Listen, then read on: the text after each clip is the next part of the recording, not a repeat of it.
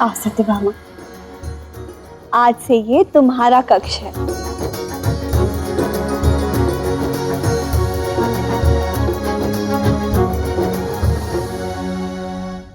ये सज्जा किसने की? स्वयं मैंने, ताकि आज से तुम्हारा जीवन इसी की भांति सुंदर और सज्ज रहे। रुक्मणी, आपका ये अच्छा व्यवहार मेरी समझ के परे है। क्या आपको दिखाई नहीं देता कि श्री कृष्ण मुझसे अधिक प्रेम करते हैं? इसीलिए तो बलराम जी के विरुद्ध जाकर भी उन्होंने रीति पूर्वक मुझसे विवाह किया। यहाँ तक कि मेरे पिताश्री से भी कोई धन नहीं लिया, और अब तो एक दिव्य ऋषि को भेजा है मेरे लिए विशेष उपहार लाने। क्या ये सब देखते हुए भी आपको मुझसे ईर्ष्या नहीं होती? नहीं। अच्छा सुनो, यदि तुम्हें किसी भी वस्तु की आवश्यकता हो तो मुझसे कह देना। मेरा कक्ष यही है, यदि अपने आंगन से देखोगी तो मेरा कक्ष देख पाओगी। नहीं, यदि मुझे आवश्यकता होगी तो मैं श्री कृष्ण से कह दूंगी। ठीक है, जैसी तुम्हारी इच्छा। किंतु अभी चलो, श्री कृष्ण ने मुझे तुम्हें द्वारका दर्शन करवाने को कहा है। आओ।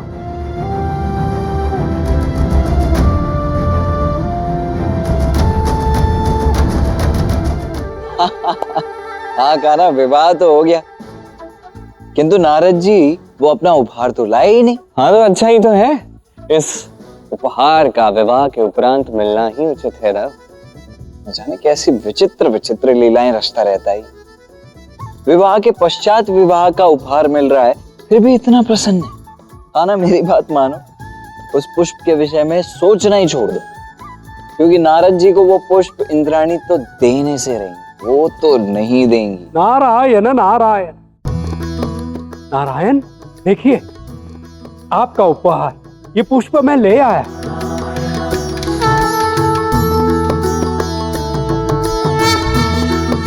किंतु कैसे, आपको कैसे प्राप्त हुआ? ये इंद्राणी ने दे दिया आपको? जब नारायण ने मांगा तो देना ही था। श्री कृष्ण, क्या मैं स्वयं सत्यभामा को यह दे दूं? मैं उन्हें विवाह की शुभकामनाएं भी दे दूंगा।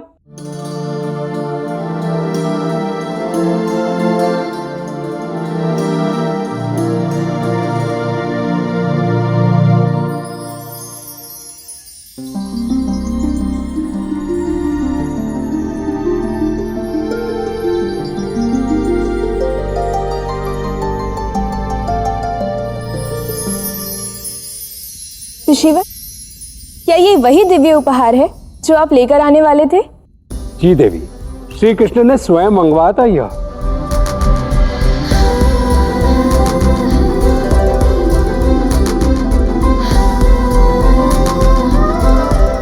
इसकी सुगंध तो अद्भुत है। लाइए श्री कृष्ण, इसे मुझे दे दीजिए।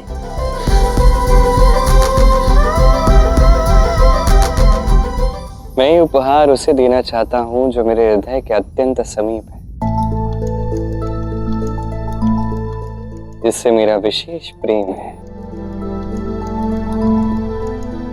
विशेषकर इस विवाह में जिस प्रकार उन्होंने अपने कर्तव्य को निभाया है, मुझे लगता है कि इस दिव्य पुष्प के वास्तविक अधिकारी वही हैं।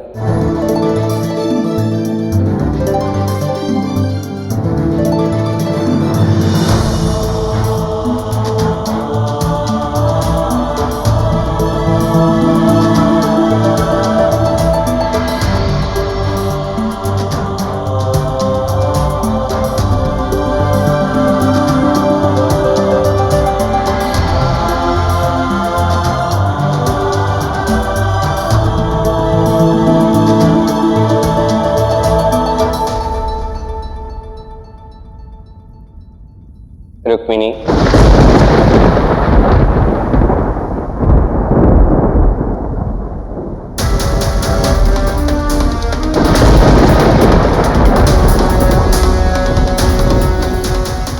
आपने जिस प्रकार से इस विवाह में अपना कर्तव्य निभाया है, जिस प्रकार आपने सारी सज्जा की, आपने स्वयं सत्यभामा को सज्ज किया,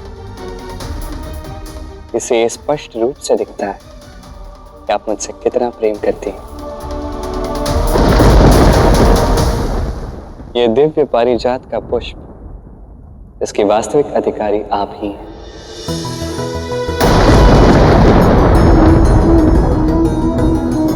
इसे स्वीकार करें रुक्मिणी।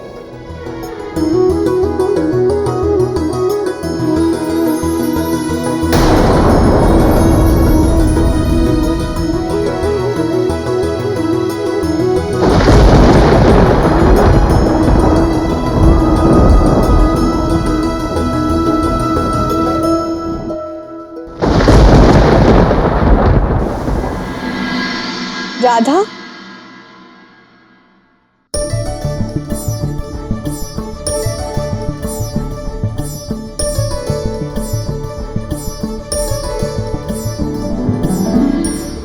रुक्मिणी, ये दिव्य पुष्प कैसा? इनकी सुगंध तो बहुत ही मनमोहक है। ये मुझे श्री कृष्ण ने दिया है। बड़ा ही दिव्य पुष्प है ये। बिल्कुल, तुम इसके योग्य भी तो हो। विवाह में जिस प्रकार निस्वार्थ भाव से तुमने अपने कर्तव्यों का पालन किया है, वो सराहनीय है। उस समय ना तुम्हारे मन में कोई ईर्ष्या थी और ना ही द्वेष। तुम्हारे भाव परिशुद्ध थे, दिव्य थे, इसलिए उपहार तो दिव्य होगा ही ना। कि श्री कृष्ण ने उचित नहीं किया। विवाह मेरा था और उपहार रानी रुक्मिणी को दे दिया।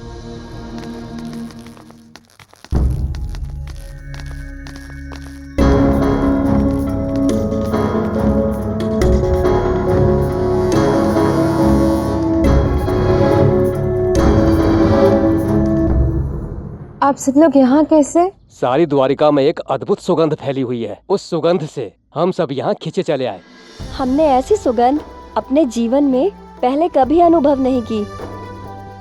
वो क्या है ना कि रानी रुक्मिणी ने द्वारकाधीश को इतना स्नेह दिया कि उन्होंने उपहार स्वरूप रानी रुक्मिणी को ये पुष्प दिए। रानी रुक्मिणी की जय हो। आज आपके कारण हमें ऐसी दिव्य सुगंध का अनुभव प्राप्त हुआ। सच में श्री कृष्ण आपसे अपार प्रेम करते हैं। रानी रुक्मिणी की, रानी रुक्मिणी की, रानी रुक्मिणी की। ये सम्मान, ये जय जयकार मेरी थी। ये उपहार मेरा था। मुझे श्री कृष्ण से बात करनी होगी। आइए सत्यभामा, मैं आप ही की प्रतीक्षा कर रहा हूँ। कान्हा कान्हा कान्हा, मान गए तुम्हें। क्या कहूँ मैं तुम्हारे विषय में। द्वारका की प्रथम होली पर तुमने द्वारका में क्या क्या रंग नहीं दिखाए। समस्त द्वारका वासियों को अपनों के प्रेम कर, उस दुष्ट रुक्मी को लालच कर, रुक्मिणी को सखा प्रेम का रंग और अन्य सभी को अथाह आनंद का रंग दिखा दिया। सत्य में अद्भुत हो तुम कान्हा, अद्भुत हो तुम। अच्छा ये बताओ, ये जो तुम्हारी पुष्प लीला चल रही है नारद जी के साथ, इसके विषय में भी तुम स्वयं मुझे बताओगे या सदैव की भांति मुझे प्रतीक्षा ही करनी होगी, जो मुझे बाद में पता चलेगी?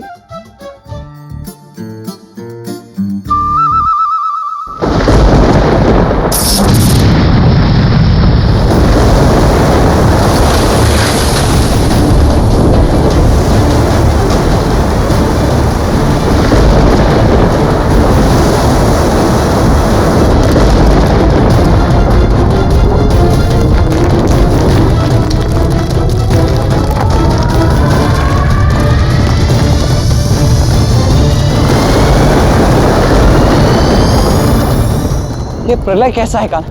द्वारका में ये सब हो क्या रहा है?